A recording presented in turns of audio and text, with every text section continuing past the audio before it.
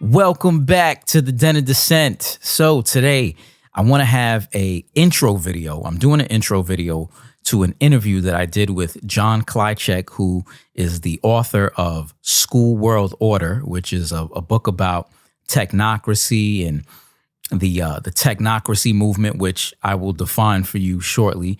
So he talks about how the education system has been dumbing down children and who the players are, who the people are, or the people involved with doing the dumbing down and for what purpose, what their agenda is, technocracy, what that is, which is basically the scientific management of society. So he talks about some of these people that we're trying to get rid of independent thinking and to train children to be docile thinkers, to have uniform kinds of thinking, to not really be creative, not to be independent in terms of their thought, not to challenge authority. So he goes down a deep rabbit hole of information regarding the education system and so forth. But I wanted to do this intro video to lay a foundation, because he's going to mention some names. We're going to talk about technocracy. We're going to talk about a few players, a few people that are currently involved in the Trump administration. And he also talks about, we talk about the Trump's shutting down of the Department of Education and whether or not that's going to be a good move, or what it leads to, actually. What does it lead to? Because on the surface, people think, okay, it's a good thing that Department of Education is being shut down because it's not a constitutional organization. It's not written in the Constitution, actually, that the government is supposed to be educating your children. And so he talks about what this move will actually do. Is it going to limit government? Is it going to lessen the size of government, or is it going to lead to government expansion in the area of education? So we talk about that. But there were so many things that he said that were interesting. And I said, man, I got to do a separate video on some of the things that he's talking about. So I'm going to talk about some of those people that we spoke about in the interview. So let's just start with this. We're going to talk about Elon Musk first. So, and just give you some background on some of the people involved with technocracy and this whole AI movement, artificial intelligence, where it's all going. And so I wanted to bring up some articles and talk about some of these players involved. One being Elon Musk. So Elon Musk, right? He's you all know who Elon Musk is. Anyway, recently we just heard that Elon Musk he's leaving Dodge. He's leaving the Trump administration. And recently I found this article pretty interesting. This is it says, not really leaving. Trump bids goodbye to Elon Musk at White House event.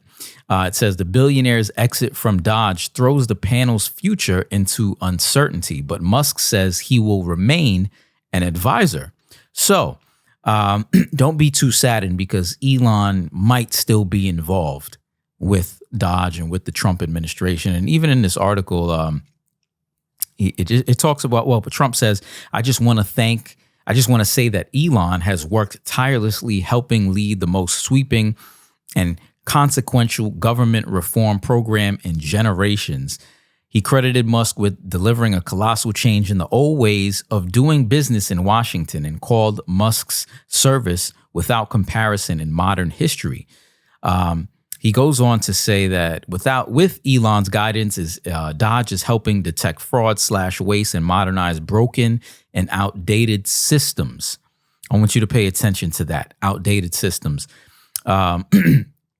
I'm going to go down a little bit further. He pointed out that as a special government employee, he cannot work in the Trump administration for a period exceeding 130 days without facing stricter disclosure and ethics requirements. he goes on to say, this is not the end of Dodge, but really at the beginning, Musk said, clad in a black T-shirt emblazoned with the phrase, the Dodge Father. Trump, meanwhile, emphasized his relationship with the billionaire, prominent backer of his 2024 re-election campaign, would continue. Trump says, quote, Elon's really not leaving. He's going to be back and forth, I think, Trump said. So earlier he mentioned that Elon got in there to get rid of some of these outdated systems and to modernize these broken government systems. And so when you think of Elon Musk, if you know anything about him and his push for certain types of technology, you'll kind of get the picture that Elon is involved with AI. He's involved with, when you read about his philosophy, you see that he's he believes in transhumanism and robots and artificial intelligence and this and that. So I just thought that was interesting when Trump said he's here to modernize these systems. Is that a good thing? Is the modernization of what kind of modernization are we getting with these systems? You see, and who's doing the modernizing?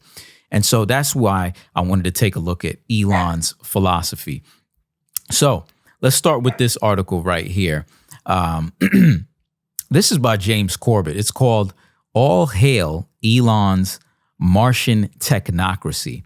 And so he points out a few different things that Elon believes in and his background. But I thought this was interesting. This is a tweet that Elon Musk put up called Occupy Mars, right? So Elon believes, he has SpaceX. He wants to occupy Mars. For what purpose? I don't know. I think we should just stay on Earth, occupy Earth. We got enough going on down here. We have a lot of problems that we should probably occupy, a lot of problems that we should try to solve while we're here. A lot of things we haven't resolved on Earth. But anyway, there's another tweet that he tweeted that says, accelerating Starship development to build the Martian technocracy.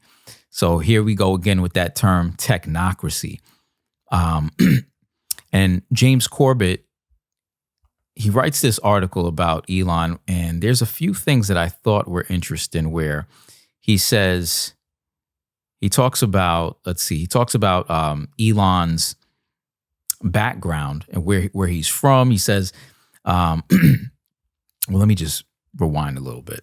Okay, so here's a background about Elon. He says, Elon was born in Pretoria, South Africa in 1971 to Elon Musk, a computer whiz kid who taught himself programming at the age of 10. He moved to Canada in 1989 and the U.S. in 1992 to study economics and physics.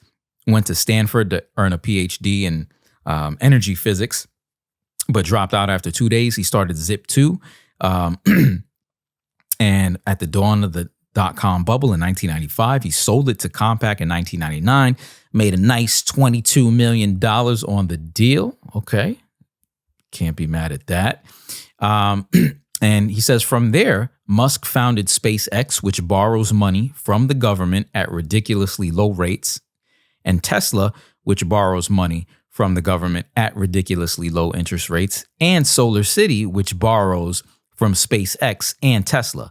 Neither Tesla nor Solar City actually make money, but in the age of entities like YouTube, which boasts 1 billion users, but still has no timetable on reaching profitability. So there was an article written by Zero Hedge Market Slant where it talks about Elon Musk's his businesses and how some of them are financed by U.S. taxpayers at very low rates. And so that's a whole nother can of worms that we could open up, because in the article it talks about how Elon, he borrows his money. He gets government contracts pretty much. So some of his companies are subsidized by the government, and he's borrowing at very low rates from taxpayer money. And obviously taxpayers aren't seeing a return from that. So that's a whole nother story. But yeah, he brings that up, which I think is interesting because Elon Musk got involved to cut government spending, but yet he has gotten government contracts and subsidies from the government. He makes some other interesting points where he says, he talks about Joshua Haldeman. Who is Joshua Haldeman? So let me just read this. Joshua Haldeman is Elon Musk's grandfather, right? Why is this important? So you're going to see where Elon gets his philosophy from. So it says, he may not be remembered today, but he was a notable figure in his day. An American by birth, Haldeman moved to Southwest Saskatchewan in 1906 at the age of 4. During his eventful time in Canadian prairies, Haldeman helped found the province's first chiropractic association. He waged a public health campaign against Coca-Cola, started a Canadian Chiropractic Association, and he was either the research director or the party leader of the Canadian branch of the Technocracy Party. Okay. So James Corbett goes on to say that he gives you a definition of technocracy, which is what I mentioned earlier, the term technocracy. What is it? Technocracy, as he says here, was a social movement / philosophy / political ideology seeking to construct a system of scientific control over society. In the technocrats' vision, which gained widespread traction with the public in America and Canada in the 1930s, the world would be divided into regional units called technates, which would be run by technocrats, scientists, engineers, economists, and others with specialized knowledge of specific technical fields. According to this ideology, economic and thus societal and even geopolitical turmoil would be eliminated if the technocrats were given control of the economy and all its aspects, from manufacturing to retailing to currency itself. The idea was ludicrous. The type of technology that would have been required to properly administer technocracy, technology for monitoring every industrial process, every product and transaction in the economy in real time, simply did not exist when the idea was first conceived.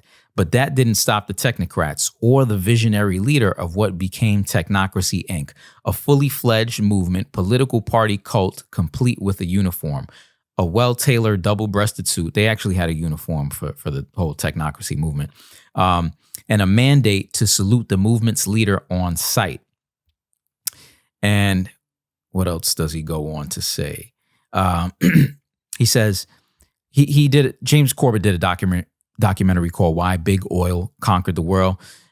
So people that have watched that, he says, will know that leader Howard Scott was a charlatan, and he was quickly disgraced when it was discovered he had padded his resume and falsely claimed engineered credentials which he did not possess. But while the technocracy movement might have been set back by the fall from grace of its charismatic leader, the idea itself never fully went away. The Canadian branch of the party, meanwhile, gained enough attention to be banned in Canada, where it was feared this subversive organization of revolutionaries were conspiring to overthrow the government. This caused the disillusioned Haldeman to give up on Canada altogether. He packed up his things and moved his family to South Africa, which is where his grandson, Elon Musk, was born. He says, this connection is not just tangential. It tells us something about Musk's roots and his vision. And it tells us that when he says he is preparing to build the Martian technocracy, he is not using that word in a careless way. He knows exactly what he means. As the Financial Times notes, maybe technocracy will finally have its day appropriately enough on Mars. So while we're at it, I'll bring up that article that James Corbett is talking about. And this is published in the Financial Times. It's called The March of the Technocrats. So this is where you can read about Elon Musk's grandfather, his beginnings, the beginnings of the technocracy movement. It does a little, gives you a little background information on that and what technocracy is all about.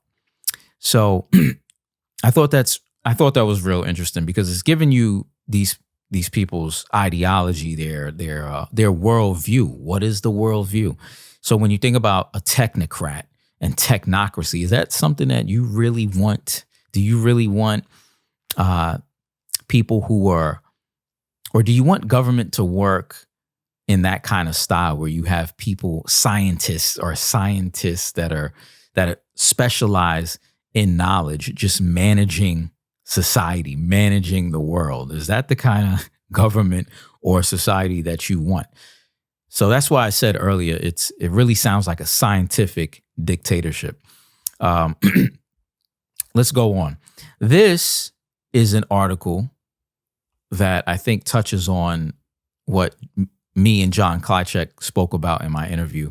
So this is called The Great Reset, Transhumanism, Merging Man and Machine, which was written by Alex Newman of The New American. And so in the interview that I did with John Klyczek, he talks about the Fourth Industrial Revolution and Klaus Schwab. I think we mentioned Klaus Schwab, but this ties into the whole technocracy movement as well. So he says that WEF, if you don't know what the WEF is, that's a World Economic Forum. Klaus Schwab, who is the chief marketer or the spokesman of the World Economic Forum, I think he just stepped down. But anyway, he recently released a book, not too recent, maybe a few years ago, with the title The Great Reset. He has proclaimed that a key element of the reset will be the so-called Fourth Industrial Revolution. And in very public statements, he has explained what this means: merging man with machines. He says, what the Fourth Industrial Revolution will lead to is a fusion of our physical, digital, and biological identity, Schwab explained in a speech to the Chicago Council on Global Affairs. Schwab, whose accent and demeanor make him appear to be almost caricature of some evil cartoon villain, even wrote a book on the subject in 2016 entitled Shaping the Future of the Fourth Industrial Revolution. He says, quote, Fourth Industrial Revolution technologies will not stop at becoming part of the physical world around us. They will become part of us, continued Schwab. Indeed, some of us already feel that our smartphones have become an extension of ourselves. Today, external devices, from wearable computers to virtual reality headsets, will almost certainly become implantable in our bodies and brains. He says, among those technologies are active implantable microchips that break the skin barrier of our bodies. Schwab explained. These implantable devices, Schwab continued, will likely also help to communicate thoughts normally expressed verbally through a built-in smartphone and potentially unexpressed thoughts or moods by reading brainwaves and other signals. So that's interesting. You're going to hear about this Fourth Industrial Revolution in this interview. And so this ties into Elon Musk. I thought I wanted to read that because this ties into Elon Musk's philosophy of transhumanism and all of this. And I just wanted to bring some of these articles up. Here's one article by The Verge. This was written by Nick Stat of The Verge. I had to save this article because they were trying to make me pay for the article. It says Elon Musk launches Neuralink, a venture to merge the human brain with AI, rockets, cars, and now brain chips.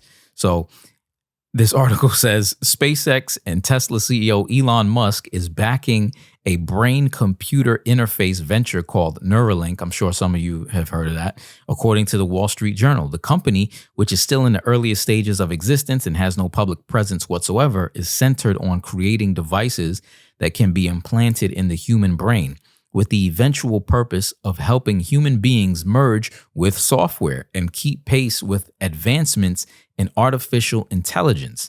These enhancements could improve memory or allow for more direct interfacing with computer devices. Musk has hinted at the existence of Neuralink a few times over the last 6 months or so. More recently, Musk told the crowd in Dubai, over time, I think we will probably see a closer merger of biological intelligence and digital intelligence. So again, this ties into the whole fourth industrial revolution, which is what Klaus Schwab of the World Economic Forum promotes. And so I just have to wonder, okay, Trump hires this guy for Dodge to be in the administration. So is Dodge part of this whole technocracy movement as well, where it comes to, like he said, he wants to modernize and get rid of these outdated systems? Is this pushing us towards this modernization? Is it pushing us towards this fourth industrial revolution? Because now, from my understanding, AI is being implemented in our government. So is this pushing us towards this whole thing? Let me go on further. Here's another article by CNBC. Elon Musk, humans must merge with machines or become irrelevant in AI age. This is from CNBC, written by Arjun Karpal. Okay. It says, let me just get this article a little bigger for you. It says billionaire Elon Musk is known for his futuristic ideas, and his latest suggestion might just save us from being irrelevant as artificial intelligence grows more prominent. The Tesla and SpaceX CEO said on Monday that humans need to merge with machines to become a sort of cyborg. Over time, I think we will probably see a closer merger of biological intelligence and digital intelligence, Musk told an audience at the World Government Summit in Dubai, where he also launched Tesla in the United Arab Emirates. It's mostly about the bandwidth, the speed of the connection between your brain and digital version of yourself, particularly output. Musk explained what he meant by saying that computers can communicate at 1 trillion bits per second, while humans, whose main communication method is typing with their fingers. In an age when AI threatens to become widespread, humans would be useless. So there's no need to merge with machines, according to Musk. So some high bandwidth interface to the brain will be something that helps achieve a symbiosis between human and machine intelligence, and maybe solves the control problem and the usefulness of the problem. So here we go with this whole fourth industrial revolution, merging of man and machine. Okay.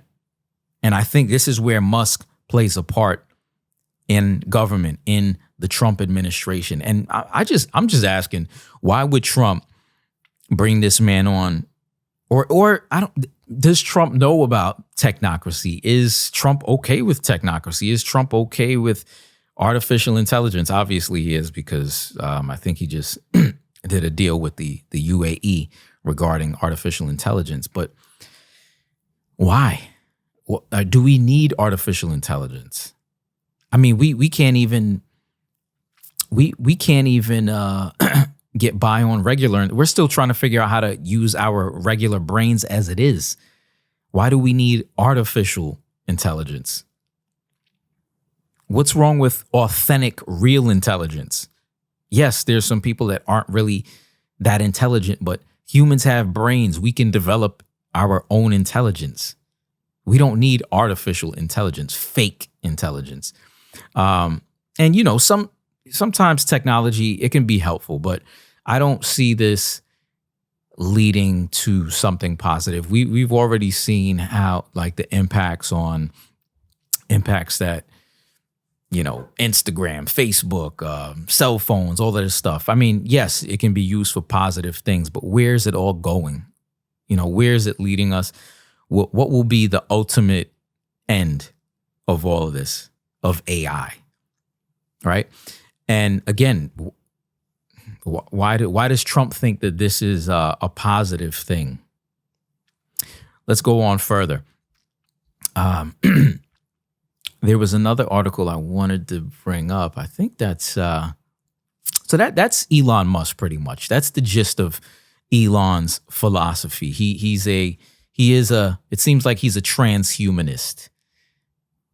He believes that humans can transcend or transform, in my opinion.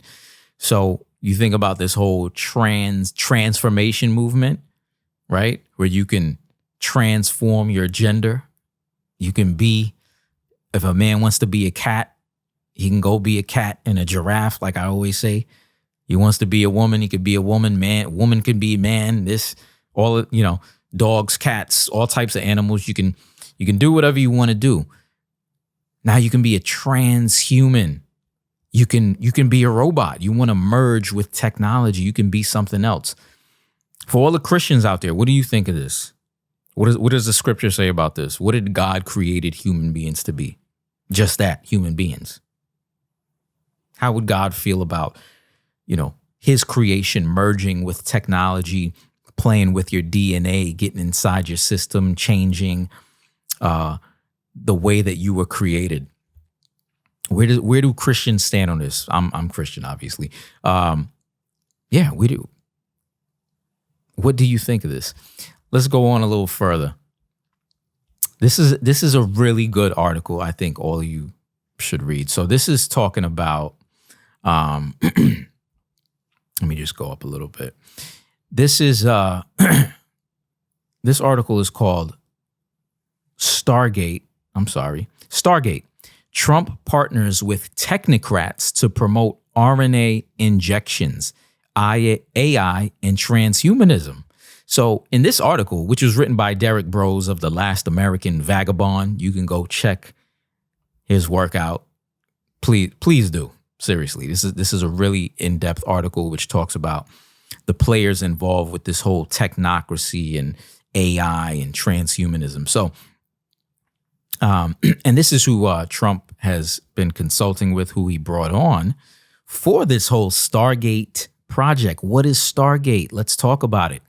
He says, Derek Bros, he says, the presence of Sam Altman, Larry Ellison, Elon Musk, and other technocrats like Peter Thiel should be a signal to those who value liberty that MAGA has become the home for the fake populist branch of big tech. He says on Tuesday, President Donald Trump stood with the heads of SoftBank, OpenAI, and Oracle to announce investments of $500 billion for a new artificial intelligence company called the Stargate Project. Stargate, quote, let me blow that up for you. Stargate will be building the physical and virtual infrastructure to power the next generation of advancements in AI, end of quote, Trump stated at the press conference. Oracle co-founder Larry Ellison, OpenAI CEO Sam Altman, and SoftBank chief Masayoshi Son said their companies will invest $100 billion to kick the project off, with up to $500 billion expected in the near future. The investments will go towards building out artificial intelligence infrastructure in the United States. Trump said the companies are already building new data centers to provide energy to power artificial intelligence tools. The first data center being built by SoftBank, OpenAI, on and on it goes. And so I was checking out the transcript of this because, sometimes when you read these articles, you're a little surprised. You get caught off guard and you're like, did Trump really say this? Let me do some digging. So, this is a transcript of the Trump press conference announcing the AI infrastructure called Stargate. So let me just stop there. Why? Why do we need an AI infrastructure in this country? And what part does the Constitution play in all of this?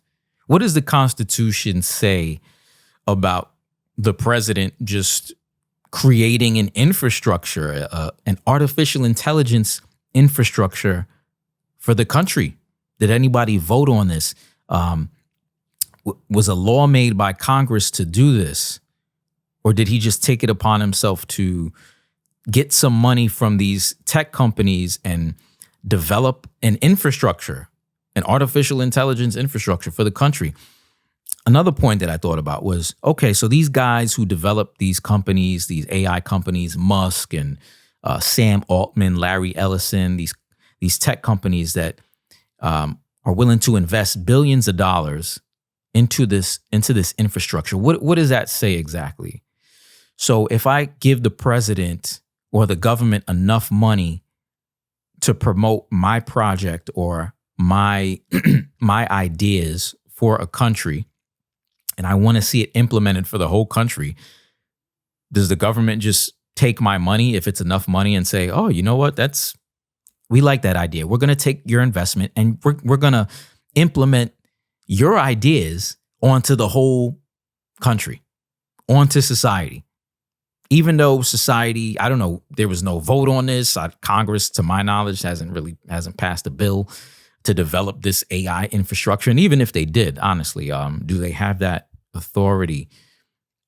Is that good for society? So is that how government works? Government just takes money from the president, says, hey, you gave me $1 billion? All right, yeah, let's get this plan in motion. Is that how that works? Let me just read a few points from this transcript. So it says, Donald Trump, opening remarks. Thank you very much. It's an honor to be here today. We have a first full day. This is his first day of president. We're back. We had a first great term, but we're going to have an even better second term. And I think we're going to do things that people will be shocked at. I mean, there's a lot to read into with that statement. He says, we're starting off with tremendous investment coming into our country at levels nobody's really ever seen before. And they're very happy with the fact that I won the race and that they feel confident in their investments, and it's big money and high quality people. So that's what I want to talk about. Who are these high quality people? He says, so my first day back from having a nice life, it's my honor to welcome 3 of the world's leading technology CEOs. And in the case of Larry Ellison, it's well beyond technology, sort of CEO of everything. He's an amazing man and an amazing business person. But to announce the largest AI infrastructure project by far in history, and it's all taking place right here in America. As you know, there's great competition for AI and other things, and they're coming in at the highest level. We're joined by Oracle Executive Chairman Larry Ellison, SoftBank CEO, my friend Masayoshi Son, and CEO of OpenAI. And I would say by far the leading expert based on everything I read, Sam Altman. So that's great that you're coming in together. It's a massive group of talent and money. Okay, I'm not going to read the whole transcript, but these are the people. These are the names. Remember those names that are involved with this whole AI infrastructure. These men that are donating, giving millions of dollars to invest, setting up an infrastructure that the people may not necessarily want. Okay, so they're able to fund their ideas and to see them play out in society. Is that how government should work? If somebody gives enough money to the president or to the federal government that they can just make things happen, you can just like pay to make things happen? Is that what it takes? So if you're poor and you don't have that much money to donate, or you think that a certain policy should be carried out, but you can't pay for it, so it's not going to be carried out unless you can pay billions of dollars. Is that the kind of government that we want? So let me read some of this article from Stargate. Trump partners with technocrats to promote mRNA injections, AI, and transhumanism. Let me read some of it. I'm not going to read the whole thing, but I do want to touch on more of this. This is probably going to be a multi-part, maybe a 3-part series. So he says in this article, the official open AI announcement of the Stargate project states that the AI infrastructure will secure American leadership while creating hundreds of thousands of American jobs. OpenAI says the project will reindustrialize the U.S. and provide a strategic capability to protect the national security of America and its allies.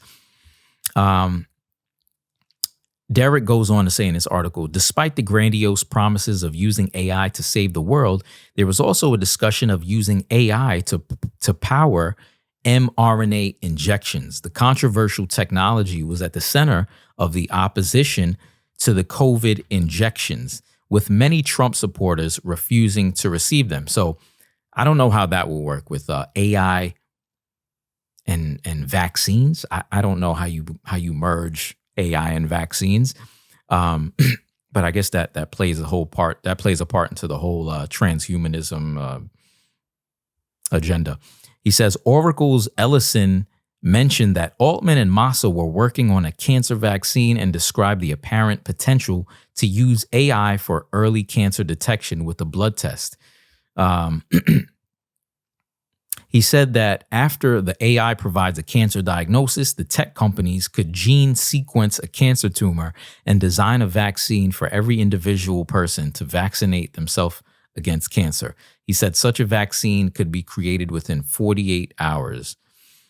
So let's talk about Larry Ellison a little bit. Larry Ellison was one of these men involved with this Stargate project.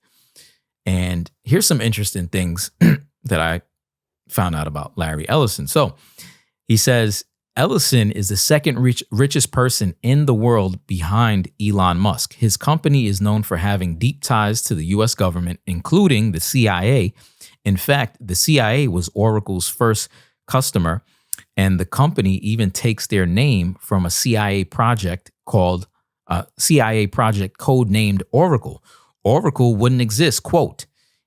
Larry Ellison says, Oracle wouldn't exist if it weren't for government contracts. I'm sorry, Larry Ellison didn't say that. Mike Wilson, author of the book, The Difference Between God and Larry Ellison. That's a bold title right there. Oracle also has a history of lobbying both Democrats and Republicans, as well as employing ex-CIA agents in their lobbying efforts. Quote, Oracle has 1,000 sales and consulting workers focus exclusively on government work, and in the wake of September 11th, Oracle is counting on the heightened interest in staving off terrorism to boost its government ties even more, the SF Gate reported only 8 months after the 9/11 attack. So I guess Oracle was involved with trying to, like they say, stave off terrorism, make sure that terrorists are subdued and they're caught, which is going to involve surveillance, obviously.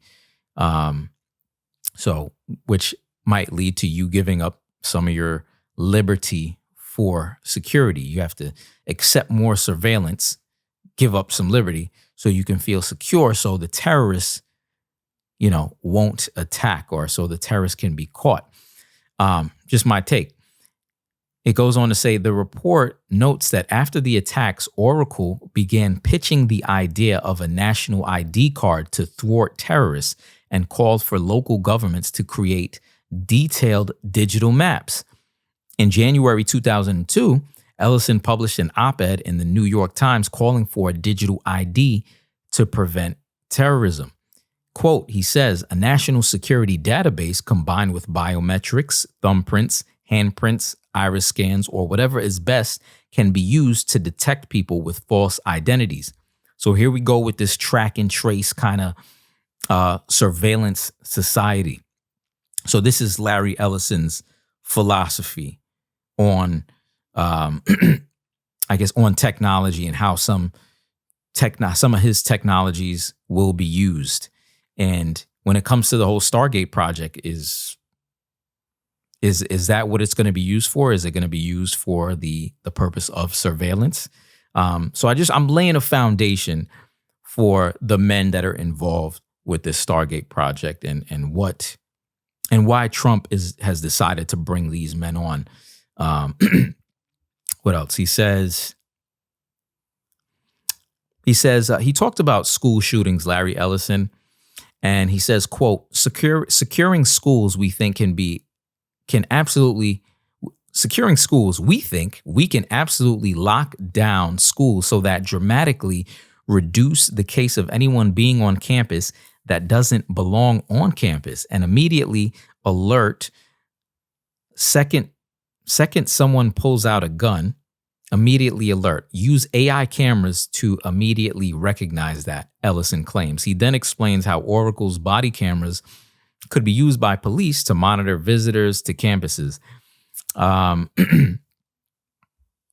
What else does he say? He says, the police will be on their best behavior because we're constantly recording, watching, and recording everything that's going on. Citizens will be on their best behavior because we're constantly recording and reporting everything that's going on.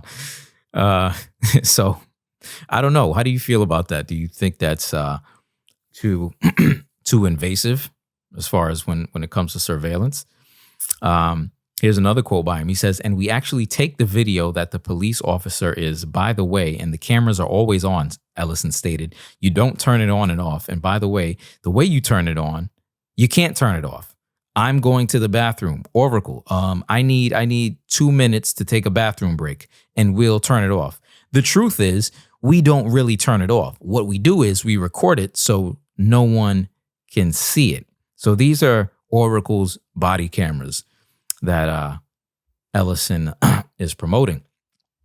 Here's a short little video of Ellison where it says, quote, citizens, this is a tweet somebody put out with the video. It says, citizens will be on their best behavior because we're constantly recording and reporting everything that's going on. Back in September 2024, during an Oracle Q&A, Larry Ellison spoke about how AI and cameras will be surveilling our every move, recording at all times. Let me see. Securing schools. We think we can absolutely lock down schools so that dramatically reduce the case of anyone being on campus that doesn't belong on campus, and immediately alert. Second someone pulls out a gun, immediately alert. Use AI cameras to immediately recognize that.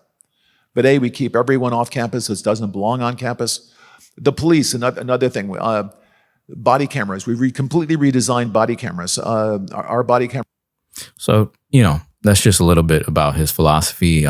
Derek Rose goes on to say, Ellison has also maintained a cozy relationship with Peter Thiel, the co-founder of Palantir, a steering committee, member of the Bilderberg Group, and mentor of numerous nominees to Trump's incoming cabinet. Oracle and Palantir partnered together for cloud and AI infrastructure in 2024. And Ellison and Thiel have been in Trump's inner circle since at least 2018. So, I just find it interesting that when it comes to Trump and the Trump administration, a lot of Trump supporters as well. Well, the way Trump was sold and the way his administration is sold was he's going to be the patriot that rides in on the white horse and takes down the deep state and transforms government and restores the Constitution and so forth and so on.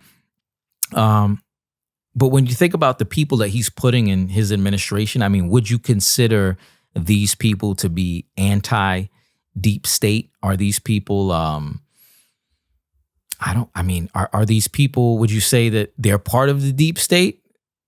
Someone like Larry Ellison, who works with the CIA, who has his first client was with the CIA. Is this what defeating the deep state looks like? Elon Musk with his technocracy agenda or his technocracy worldview, is that what defeating the deep state looks like? Why does Trump put these people with these philosophies and these worldviews in his administration? Does he know the worldviews of these people? Does he know the philosophies of these people? Does he know who these? Well, he has to know who these people are, obviously, because he's hiring them, I would think. If he doesn't, that's troubling. But I'm just thinking about, this whole deep state talk and all this talk about him just cleaning out government, and installing patriots and restoring the Constitution and being the Paul Revere of the day, etc. I'm not saying that he hasn't done some good things. When he does good things, I will definitely give him credit for sure. But when things make me a little skeptical, then I have to push the button and raise the alarm. So, this is just one of those things. So anyway, I just wanted to give you a brief intro into the interview that I did with John Klyczek, and just, talk about some of the players involved with this whole technocracy movement and Stargate and this whole AI revolution. And I will be putting out another video shortly, adding on to this topic and going more into the players involved in Stargate and the whole AI transhumanism movement. Yeah, so I just wanted to touch on some of the people involved with this whole AI transhumanism movement, and just want to do a brief introduction video to the interview that I did with John Klyczek. So I hope you guys enjoy it. I do recommend watching the intro to the interview first. But yeah, give me some feedback. Let me know what you think. I will be putting out some more videos shortly, making additional parts to this one and trying to dig a little deeper. But on that note, I am out. Peace.